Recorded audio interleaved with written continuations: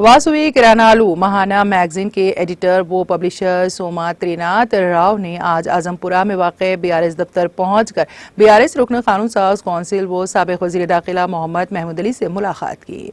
इस मौके पर रुकन कानून साज कौंसिल व साबिक़ वज़ीर दाखिला मोहम्मद महमूद अली ने 17 फरवरी को बीआरएस सरबराह व साबिक़ वज़ीर आला के चंद्रशेखर राव की सालगिरह के मौके पर शाया किए गए वासवी किरानालू महाना तेलुगु मैगजीन के खुसूसी एडिशन का रस्मी इजरा अंजाम दिया। इस मौके पर साबिक़ वज़ीर दाखिला मोहम्मद महमूद अली ने वासवी किरानालू महाना मैगजीन के एडिटर व पब्लिशर सोमनाथ त्रिनाथ राव की शॉल पोशी करते हुए उन्हें मुबारकबाद दी।